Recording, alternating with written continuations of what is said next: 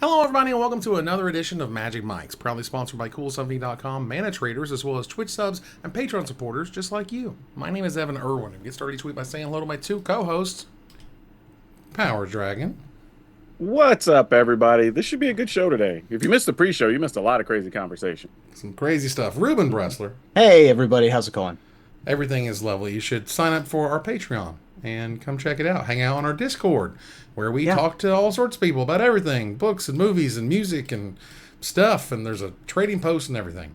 But if you missed that pre-show, patrons and subs of this channel get access to that extended version early, and then we kick it off with our first pick and our code push to go visit CoolStuffInc.com and use the promo code MAGICMICS to save 5% off anything in the store, single, sealed supplies, everything you can buy there. Get 5% off using the promo code MAGICMICS while you're checking out. And Now, remember to use it every time. It's a reusable code. It's not a one-time deal. yeah, it's 5% every time. Every time. All right, so this week we got a banned and restricted update, which was awesome.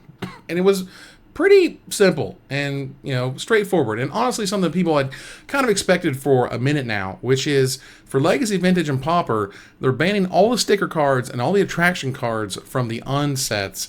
And in Pauper, all that glitters is banned. Yep. Makes sense. I think that I'm a little sad that we've ended this era. Are you, though? Are A you? little bit, a little bit. It was Okay. interesting. It was fun. I No. think that there was reason for it. It was an interesting experiment, and it's good that it's now gone. However, it is, from every cloud a little rain must fall, and from every good thing there's a little bit of bad. And I think that it is the end of an era. It is, don't get me wrong, it is 90%, 95% good that we don't have stickers and attractions in our legacy and vintage formats. Oh man, Uh, I'm going 99%. Like I'm okay, like sure. just yeah, like they could just be gone. Like Mhm. this was one of those experiments that even when they announced it, I think we all knew this was either going to have something was going to mess up and be really bad or nobody was going to care at all. I don't think any of us thought that there was going to be a good medium in this Sure. thing. And in this case with the sticker goblin, it got weird because then you had people like bringing faux sticker decks to look like they might have a sticker goblin. They didn't really have it. And then when you stole one or copied one, now you can't do anything because you don't have stickers. And Hmm. like it was just a mess. So like I totally get why they did what they did. Yeah. The idea, unfortunately, because essentially they decided to make all the uncards, if they could make them legal in older formats, they did, and these were. And the idea was that these were never good enough. These were never going to impact these formats. Well, the space goblin, lower underscore space Yeah. goblin got there. If you don't know, it's a red and 2 generic mana for a 2/2 that says it's an uncommon goblin guest. And when this creature enters the battlefield, you may put a name sticker on it, add 1 red mana for each unique vowel on that sticker. And, okay, silly, whatever, and I'm sure the combo with it is really dumb. But the idea that you have to bring a sticker deck, you have to present it before the game starts. And even if you don't have it, because you might have Phyrexian Metamorph, which is what Power Dragon was saying. So if you copy that guy and you don't have a sticker deck, oops, you're out. And so it's just such weird mind game stuff. It's such weird stuff that you have to like carry with you to these events. And it just wasn't a great idea. And Lord knows, I can only imagine how relieved the Magic Online coders are to Oh, like I no doubt. never have to worry about this crap again in constructed formats. Just like, ugh. And I think only like 3 or 4 of the cards anyway showed up at all anywhere, even when, early on when people are experimenting and stuff, trying things out. So it's not like it's a huge loss, really, in general. Yeah, it's a little silly. Obviously, again, at the onset, of course it is. But I feel nothing bad in regards to getting rid of the stickers and the attractions. Just let them go. They were cool. They'll be fun on your kitchen table. They don't need to be anywhere near coverage, or deck Right. lists. Like, ugh, They just can go gross. back in your box with all your other unsets, is where they can go. Now, in the Pauper world, all that glitters was banned. All that glitters Yes. was ridiculous. There are artifact lands and things you can run in that format. Of course, it's turns anything into a giant beat stick. Ginger Brute, plus this, just whoosh, get them from nowhere. And yeah, it's a card that right now sees plenty of different kinds of play, whether you're in like Pioneer or Historic, or even Timeless. This is a card that just it's a stat stick, and it ends games. Yep, solid card, especially on Ginger Brute. I think that it was downshifted very recently and then quickly took over in like the blue-white artifact deck for the most part. But yeah, extremely powerful card. But it'll continue to see play in like Modern and Pioneer and for stuff sure. like that. So Right. So they go through the formats here and basically just explain some reasoning. They're not changing anything in Standard. Standard honestly seems fine. And It's good right now. With that. I mean, even today, I was goofing around trying new cards out or whatever, and things can still get wins against other things. And if things are roughly balanced, I mean, there's always going to be one or two things that are slightly better and more played or whatever, but nothing is so far ahead of everything else that you have to worry about it. Yeah. I mean, if you're going to play best of one, because I normally do, there's mono red. It's always going to be there. There's blue-white control. Always going to be there. There's going to be your extremes. But in the middle, there's a lot of silliness. There's mono green, red ramp stuff, and there's mono white come and get you stuff. For a whole Dude, variety of things. let me sell you on some Simulacrum. things you could do with a Calamity recently. And that's actually viable in Standard. I have Calamity'd some Railway Brawlers, which is awesome. I have Calamity'd some Terror of the Peaks. I've even Calamity'd Tyrannix Rex for an instant win.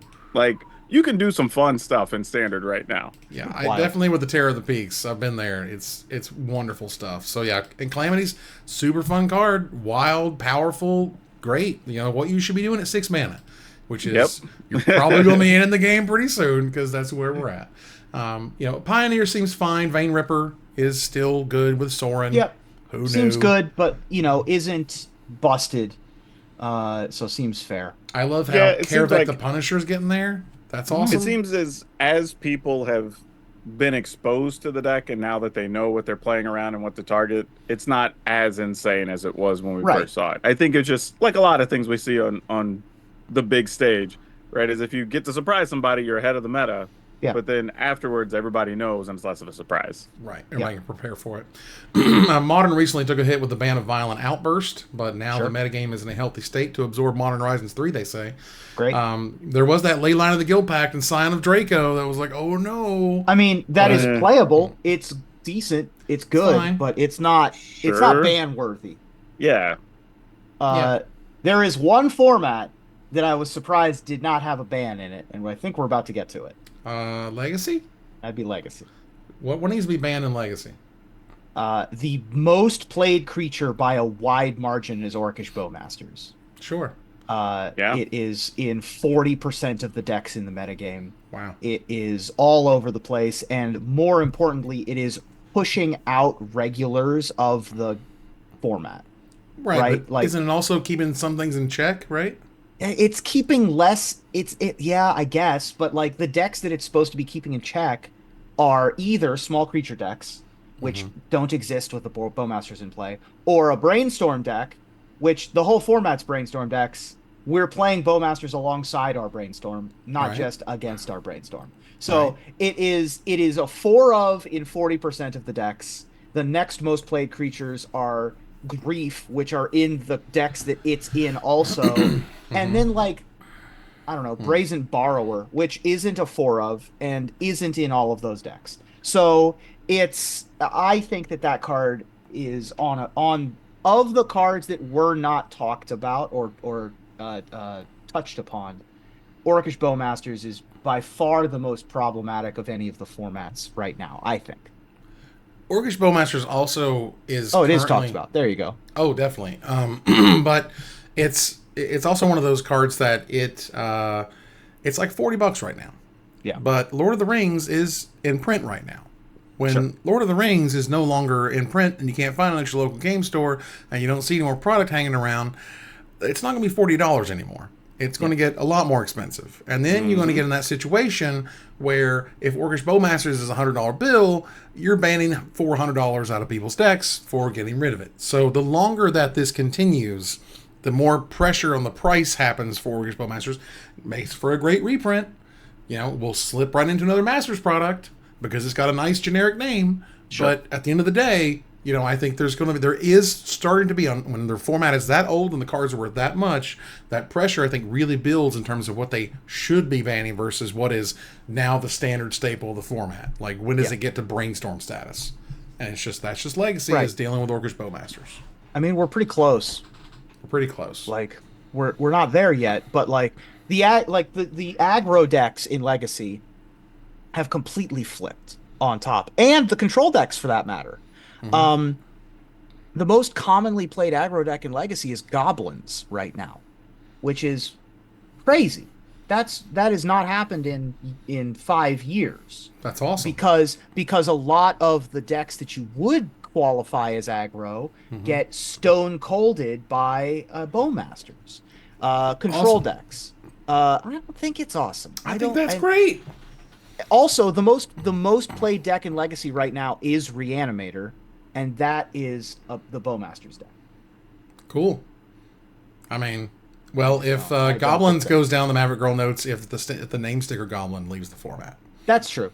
Because getting all that extra mana when you're revealing goblins and things helps your power That's a good forward. Point. A lot of people complaining right now about Alchemy. I don't play a lot of Alchemy, and I certainly have not been buying a lot of Alchemy packs or anything. But there's the new heist mechanic, which is, I think it's called the Explore mechanic in Hearthstone, where you look at 3 and you pick one. And you pick one. Heist is you get 3 non-land cards from your opponent's deck to pick one, and then you can play that card later. So it's like drawing a card, but it's not just drawing a card, because 40% of the time... It's taking something out of their deck. It's taking something specifically that you get to choose specifically, and then you get to play later, and they don't even know what it is. There's upside on upside on upside. So it's... it's annoying, I can imagine, in that regard. People hate their cards being stolen anyway. But now they got something good. And if they heist multiple times, they're so far ahead. Some people are noting that that's not a very fair mechanic. So we'll see if that continues forward. But what's funny is heist could have just been a paper mechanic of just like reveal till you get 3 non-land and choose one. Every one of those mechanics could have been. Yeah, literally could have just been a paper mechanic and be a little more fair because you know what card your opponent got. And they still have an advantage because they have an extra card. It'd still be huge, I think, right? Yeah. Like, that's not... Again, it's such a powerful mechanic that's the first sort of big wave I saw, which is, my God, heist is overpowered. And I was like, well, we'll see. I mean, that sort of feels that way about a lot of the Alchemy cards that get played. They're either too good or nobody cares. Yeah. I mean, Historic is rocking along. You now have Stoneforge Mystic in the format, which I think is super fun and awesome. That's a big addition. Man, Modern Horizons 3, I'm so pumped. We get all of the cool elementals. They're going to be doing reprints for Modern Horizons 1 and 2, which means we could also get Murktide, which I'm crossing my fingers for that, which is a huge deal. Like, all the new stuff looks super rad. Super excited for I what hate that does to Eldrazi, Tiles. so I may just have to hang out in the Pioneer pool a little longer. It'll be fine. I'm ready to draft. I'm very excited. But either way, that is a ban and restricted update, and we will see how they move forward with this stuff. The next Commander update noted they're not banning attractions or stickers in that format. So, yeah. Okay. And they also... Yeah, we had a talk about that as the Commander advisor. I say talk. I mean, it was more just a couple of quick chats. We're not doing that, right? No, we're not doing that. No, it was more just like... Rosewater kind of tried to pass it off as like, well, we had to do this thing because Commander wanted it to be a thing. We don't really care that much, to be honest. Like, I mean, like, it's I get it. You need a scapegoat. It's fine, whatever. Right. But we don't. If people want to play with them, play with them. Who cares? Yeah. Most groups aren't using them, and we don't expect it to be a thing in the future. So it's not a deal. Sure. The team confirmed that the June 24th BNR update, which is the next scheduled, is not going to affect Modern for the Pro Tour. So if something crazy busted shows up, well, then go break it and show us at the Pro Tour. I can't tell you how many times there was, so-and-so just came out and such said, and, format's broken, format's busted in half. And the same number of times I've seen Wizards go, all right, You know, Yeah, show us. the Fairies And I Pro like Tour that Fairies broke standard was won by elves. You know what I mean? Right. So like, Yeah, like dude, we hear that all the time. Like, how many times do we? Oh, this card's busted. This is going to dominate standard. This is going to dominate this format, and then it ends up just being kind of an average card. seems fine. Yeah. Like, The times in which a deck won the Pro Tour and was the best deck, even when formats were broken, is so rare. And that's exciting. I think it's fun when that well, happens. usually when it happens, it's with cards that people weren't worried about. Right. Like that's how it happened. It's the Caw Blade, right? Like Right. they were like, oh, Jace is in a few things, whatever. But then when you add the bird to the pile, things get stupid. Or when Bloodbraid left the format, that Yeah. release valve wasn't there anymore. They didn't realize how important it was, and then Jace just jaced everything. Right. And oops. And that did break it, and that was really Sure. fun to see. We move on to the first pick here to gather the townsfolk thanks to our sponsor, Mana Traders. The best tool to enhance your Magic Online experience. Use the code MagicMikes_8N4, 8 in November 4, for 10% off your next subscription with them, and tell them we sent you. And we appreciate them sponsoring the show. Moving to Gather the Townsfolk, we're talking about a little bit of stuff in the community. We talked about this a little bit last week. The Secret Lair Spring Superdrop. Well, we talked about it last week, but it's here this week. And it definitely was here, depending on what you wanted. Definitely was here. Look, man, I have long learned, particularly in the business that we are in, that you don't double check the weebs. You know, you don't doubt them. You don't say, are they really going to want this? They're really going to want this. I got the Hatsune Miku in a foil version. If nothing else, if it explodes in value, great. If not, my kid loves Hatsune Miku, so it's going to work out either way. Perfect. So that's great. But they also lasted about 8 hours, maybe 10 hours, and they were gone. Probably closer to 8 than 10, but probably. Yeah. So I mean, that's a good clip. Like, if you wanted it, you got in there, and if you waited, then you didn't. I think 8 hours is like a good time. The tough part, though, right? If you were somebody who can't get time off work, because these were during the early hours in the U.S. Right, once they went noon live, Eastern, something like that. So like, if you Maybe couldn't, if you weren't able to take a lunch break and use your whole lunch break to sit in the queue or whatever and get the cards, like, you realistically didn't have a chance at them. The queue was about 45 minutes to an hour. Yeah. Like, if you jumped in the first couple minutes, it was like, okay, we'll see you then. But from what I can tell from what I saw online, the people who were in those long lines did get the product. So that was nice too. But yeah, and there's more Hatsune Miku releases this year. I would suggest you get all of them, and we'll talk in a couple years when they're worth way more than they have any right to be. There is a thing, though, that I do question. And now, I'm assuming we went to the pre-packaged number of cards or whatever amount to be bought if it helps logistics, right? Whether that's lining stuff up on how much you can print, warehouse space, whatever the case happens to be. But I do have to question that when you have to license stuff, you're either paying a big dollar amount or you're paying a licensing fee, some percentage or whatever. Percentage, yeah. If that's the case, wouldn't you want to move as many as possible? Well, I think the key here is that they've found out that the FOMO of printing only X versus the FOMO of printing up to Y that we sell in a month far outweighs. The first far outweighs the second option. People get that like fever of I've got to do it now. I would believe that's true in more cases when you're not doing these type of license things. Because like we saw the same blue in Fallout, right? Yeah, but I think you could see like with Sheldon, right? They chose the right option, which was print that to demand. Fine. But I think for the other ones, they've realized that this FOMO is more valuable than, because we saw it all last year, where they print to demand, sales by the end of the month, and they just kind of limped over so many months of like whatever. They put it back to we're only printing so many, and off they went day one. I mean, we're never going to see the numbers, but I'd be really curious to see that, because I think the licensed one, they still could move a lot more, because it seems like they haven't even been close on the numbers. Yeah, when you saw it in 8 hours, I mean, people didn't have a day. No. Like that feels like your numbers aren't even close. Right. Like the number of people that already had the regret, and this is the people we just see talking about it online, right? Right. So for each one of those, I'm assuming there's 20, 50, 100 extra people that we don't know about that also wanted these Hatsune Miku cards that are never going to be able to get them. Right, and I mean, then that's what does that teach the consumer? What does that train the consumer to do? That for the next drop, you're going to be Johnny on the spot. You're going to have an alarm on your phone. You know what I mean? Like you're going to be But ripcord again, ready so if that they you don't can miss at it. all, like If that's they my can, argument. It's all like right. there's some people that will never have a shot at these. And Like if there's something you want, you will never even have a shot if you want them. and I hate to tell you, to be brutally honest, in marketing, that's a really good thing. To have that sting of you missed out, it motivates people. It really does. And a lot of marketing is emotion. And a lot of purchases go by the I can't do this, I can't do that. I feel that draw, If I the feel that end need. result is to get you more dollars, I don't know if it achieves that in this particular case. I would I argue do the agree with opposite. it on a general principle. Sure. I do, and I get the FOMO thing, but I'm having a hard time rationalizing how that's unless your goal is like, okay, we're gonna keep increasing the number, I guess. Like if the next time, like, okay, we're gonna make 20% more than this time I would suggest they and do. get everybody lined up, and then we get Right. 20% more. But so far, it doesn't feel like we've been doing that. Like since everything's still selling out so damn fast.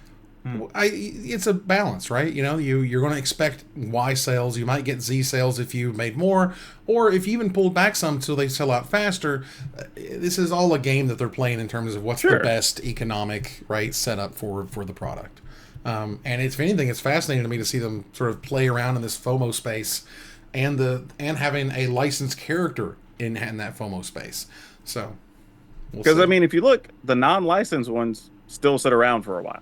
They do. Like for each of the last few super drops or whatever. Like, so that's why I'm questioning this. Because like on the regular ones, obviously, like you're not selling out. They last all the way up until the last couple of days that they're there, and some of them still don't sell out. Right. So it's like those are probably at the right number. These, when you're selling out less than 12 hours, Oh yeah.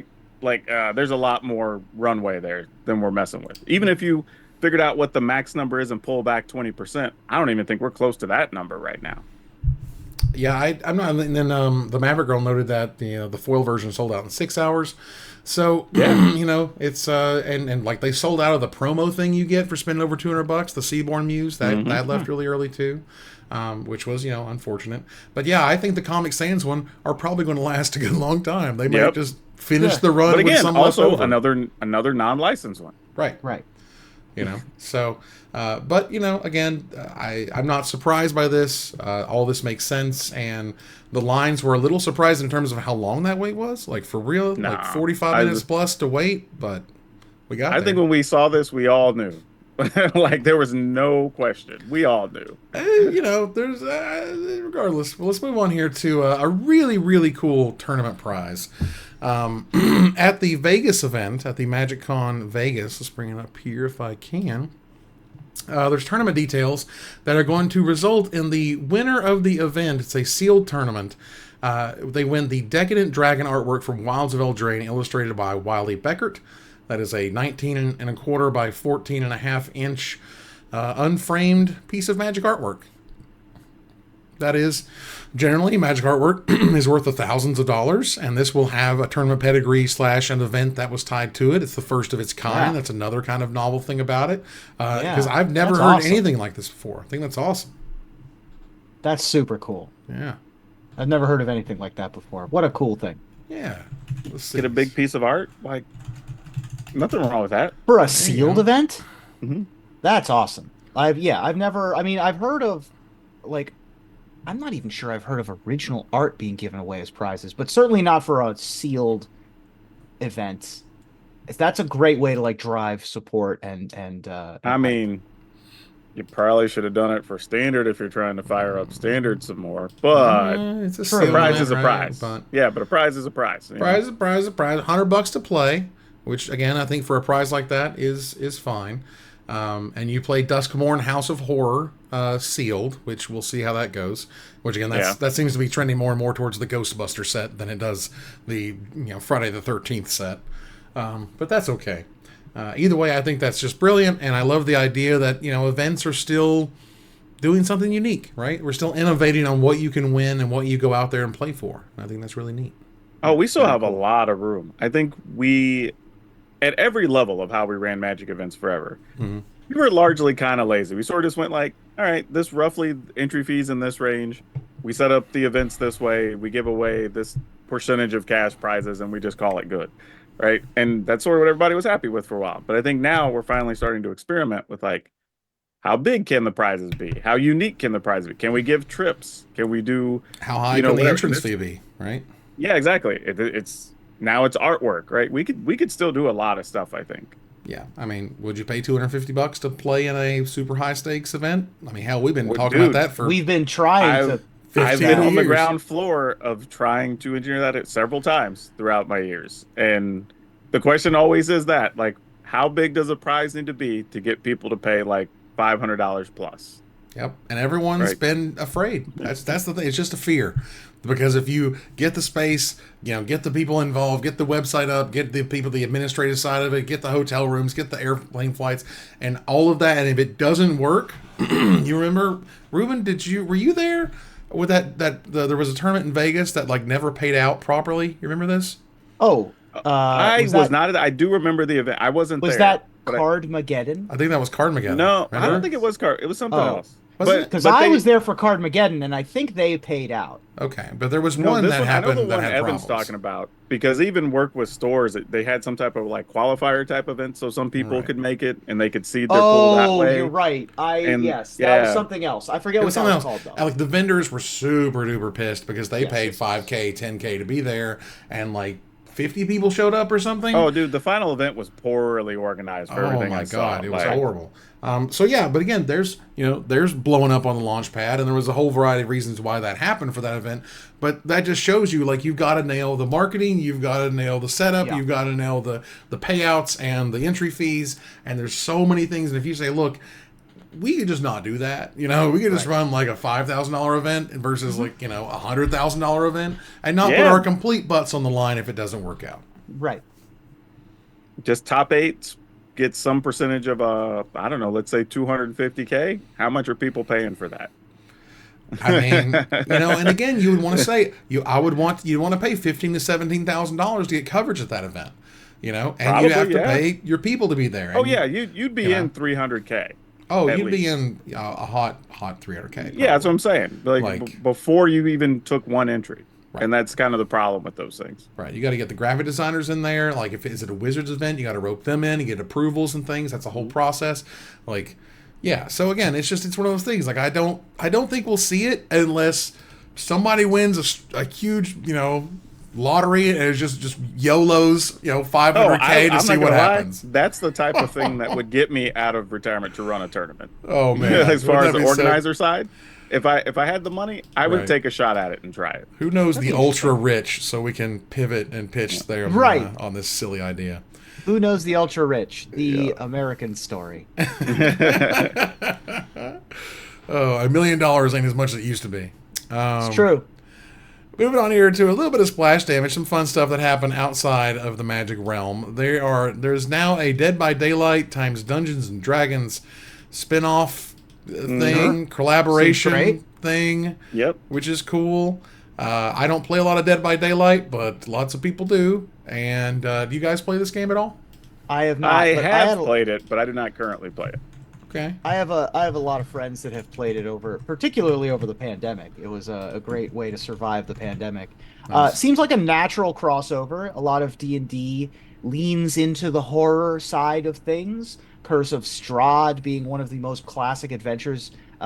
Tomb of Annihilation, and of course Vecna, who I think is going to be the focal point of the crossover of DBD and D&D. Nice. And they're a good example of just like one more game that's doing a lot of cross branding stuff. Yeah. Right. Because they're sweet. I mean, they've got all types of horror villains and tropes and different characters you can play. Like, they keep branding stuff into. I mean, I heard there's Castlevania. Castlevania's They're going to be coming doing later, something yeah. with that, this year. at the end of the year. So, they've got pretty much. I mean, you got. I think Nightmare on Elm Street is in there as far as a licensing deal. Chucky's in the game, so it's like, Yeah. why not? It makes there's sense. right there's a point where if your game design is good enough, if your player base is large enough, you can then start to look at doing licensing situations Right. where you bring in these other IPs, and that broadens the game, that broadens the growth. That, what has Wizards been doing for years now? That I begged them to do for years. Fortnite has entered the chat. I my was friend. just gonna say, when do we get to play as Jace, Chandra, Liliana in Fortnite?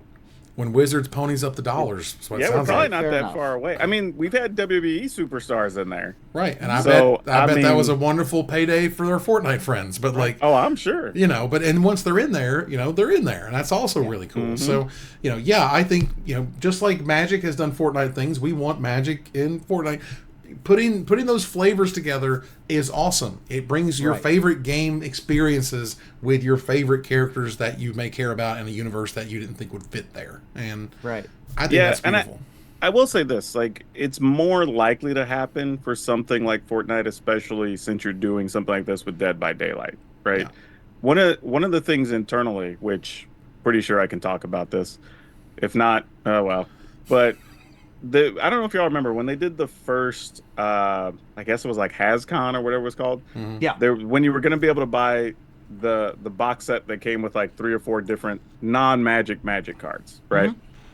One of the things they wanted to do was You mean this thing? yeah, but there was originally going to have a couple of ponies in it. Right, right. And it was like, oh, can we do like a Chandra pony? Can we do like a Liliana pony? Whatever.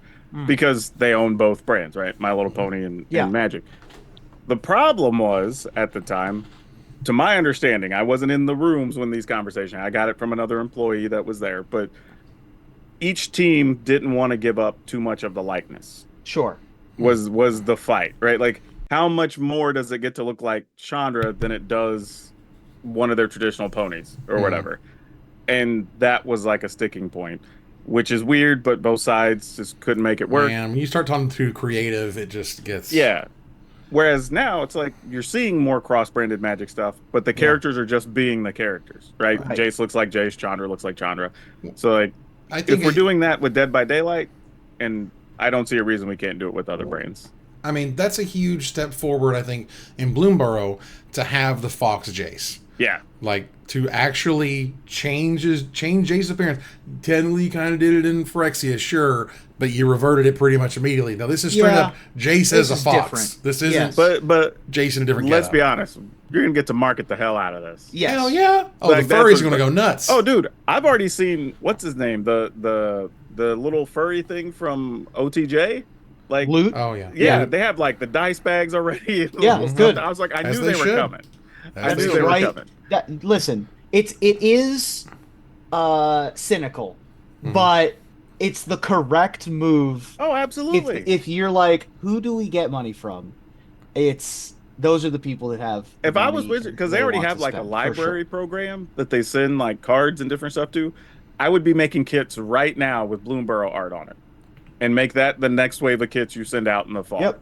Right, like just make it as fun and cute and simple, whatever, and let you get into every nook and cranny that you may have had trouble getting into with traditional Magic art on it.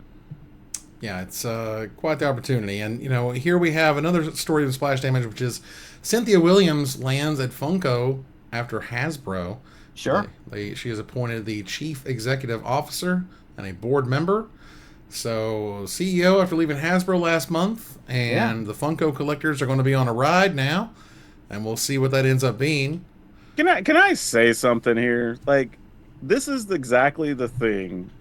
Like, when all these people are saying, "Oh, she's just trying to get out of Dodge because the quarterly reports are coming out next week or whatever," and it's like that doesn't even make a lot of sense, right? As much as we knew Magic was gonna make whatever, and then they came out and it was basically business as usual. So like whatever, and then we find this out, and I was like, "This is why we need to not speculate on crap, y'all." Yeah. Like She was this just is leaving totally for a different normal. job. Yeah, well, they probably. I mean, you got to be a CEO and a board member, dude. They've just backed up the Brinks truck for her. Like. Yeah. And her history is like did a bunch of good stuff over at Microsoft. You come over to Wizards, and they basically have 2 record-breaking years. Yep. Like that's gonna get you whatever job you want, you know, when it rolls up. So And Funko is in a weird spot right now. they need the Yeah, help right now. They need help. Yeah, like Funko, and I've seen a lot of like. There's been. I went to a mall recently, and there was like a a pop culture store or whatever. It was just Funkos. It was just like wall to wall Funkos, and you know, at this point, it's starting to resemble. Someone said they're just like the boomers have the precious memories little figurines. Funkos are that for like the millennials of the world. Those Because commemorative plates they used to try to sell you on commercials when you go yeah, out. remember the Elvis plates and stuff? Yeah, exactly. Yeah, the Ronald Reagan plates. Yeah, this is very similar at this point. Where we're getting to, it's just kind of like weird cliche. It's almost looked down upon, I think, to have like a big Funko collection. Their issue though is like we've already seen them. They've overprinted a bunch of stuff. Like there's multiple Right. reports of them having to clear out half warehouses and just go dump stuff. Right. Right. They've had to cut out some of their other companies that they had underneath them. A couple of I think their gaming division is mostly gone at this point. Yeah. Like they've been struggling for a minute, for a couple of years now. So I get why they, even if this is just their Hail Mary to try to save things, Right. like Miss Williams going to get paid for at least 2 years. So Right. Yeah. I Get the bag. imagine, I mean, I don't know really how it works when you are a professional CEO. When you are at that level of business, acumen and resume. But there's no way that this wasn't like lined up before she left Wizards, right? Like No. I don't know that's if the that's reason she left. Right. Right. That's why she I left. guarantee you This the reason was- she so left. she got a Yeah. little vacation. Now she gets to go do the thing that she did at Wizards over at Funko, and And cool. honestly, Like that's probably it- better for Funko. And honestly, it wouldn't have been that big of a deal. She probably told the higher ups at Hasbro why she was leaving and Oh whatever. yeah, And, I'm sure like, they knew all about Yeah. it. Yeah, they're not going to put that in the news because it's not their business. They're not going to pump up somebody else's company or whatever. Yeah, of course. So that's why we didn't know. But I guarantee Right. you, she told them and said, "Hey, I just got this crazy offer. They're going to make me CEO. So you move from being president to CEO, and after assuming she passes all the background or whatever, which she will, they're going to give her a seat on the board." I mean, like, That's dollars on dollars on dollars. Yeah, like, that's nobody's an gonna say immense no to amount of that deal. power. Yeah, that's an incredible. Even if you think no matter what you bring to the table, Funko's still going to die in 3 years, like, just go get paid for the next 24, 36 months. Right. Basically, Cynthia's going to go down swinging one way or yeah. another. And my guess is they're going to pump a lot of the FOMO stuff that Wizards did. Wizards didn't have collector's packs 5 years ago. Well, maybe then they did now. Maybe 7 or 8 years ago because I'm an old man. But, they didn't have collector's packs forever. Those showed up a very higher price option. There's not a lot of super high price options in Funko that aren't like, rare. You know what I mean? Like they're Yeah, not like out of the box expensive. They're expensive because eventually they got rare, not because they sold them as Yeah, they premium make items. every once in a while they make like a weird exclusive high dollar one, but it's not common for them. Right. And I think they're going to start working on a higher end market just to, I don't know, because again, Well, you they need to. clearly I mean, you worked out already- the lower end. You already have people who pay dumb money for collectible Funko Pops anyway, so why not have a higher end line that people would buy? Yeah. They're already spending the money.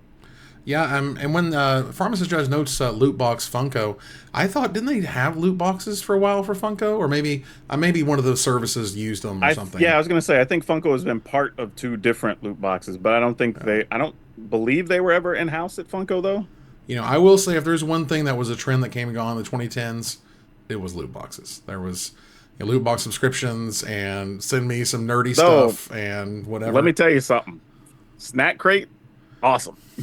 Snack Crate got too expensive, so that's what that. Or maybe I was thinking of the other one. They basically take a country every month and give you like a whole pile of snacks in a box from a different country, and like it's super awesome. And So it was- that's my one treat to myself I get every month. Oh man, it was cool when it was like $12 a month, and then it got to like 16, 17, 20, and I'm like, all right, it's just some snacks. I get so much stuff I never would try otherwise though, and it's super fun. It is true. Cool. All right, so let's turn the corner here to the finisher. Of course, thanking everybody who hung out this evening through the subs or the bits our way. We do appreciate y'all. With Unfinity finally leaving Legacy, Vintage, and Pauper, that means stickers and attractions are on their way out of the public consciousness, which is ultimately good, but it does mean the comedic goldmine that is, quote, Mind sticker plus blank Goblin is on its way up to a farm up north. Everybody loves a good Mind Goblin joke, so tell me, what is your hope for a future low-hanging fruit punchline on a Magic card, Ruben? I mean, my wheelhouse. I'm excited for a bunch of new keywords to enter the public lexicon that are both confusing and wordy, forcing players to ask what they do, like updog and wrong bro, and my personal favorite, dat ass dudo. What that mouth do? That's right, what that mouth dudo. Jesus Christ, Power Dragon. This could actually be a thing, but I'm hoping for a new split burn / reanimation card called up top, down low, because of course the second half does need split second. Because up top, down low, too slow. Too slow, we got there. Too slow. Look, we had the Mind Goblin legal and Eternal formats for years, but now we need the other half of the iconic duo to see print. So I'm excited for the next installment, a new legendary sticker goblin named Got 'em. That's right. Got him. Got him. Got 'em. And that ends the live episode of Magic Mike's. Thanks for joining us here to discuss all things Magic. Thank you, Power Dragon. Hey, it's always good to be here, and it was a blast, man. Lots going down this week. So much fun. Thank you, Ruben. Yeah, busy episode. Great chatting with everybody, and we'll see you next week. And next week is Modern Horizons 3 previews officially start. Ooh, it's very spicy. We will see you guys then as we move on here to our final slide. I want to thank our sponsor, CoolStuffInc.com, our co-sponsor, Mana Traders, my co-host, Power Dragon, and Ruben Bressler, you guys for watching and listening, and hope you support us at patreon.com/magicmics. Please follow, like, tweet, favorite, share, subscribe to everything social that tells people we exist. Catch us on our exclusive member Discord, live at twitch.tv at Magic Mics, live or taped on our YouTube channel. Follow us on Twitter at Magic Mics Cast, on our TikTok at Magic Mics Cast, or join us here next week, same time, same place, for another episode of Magic Mics. Good night, everybody.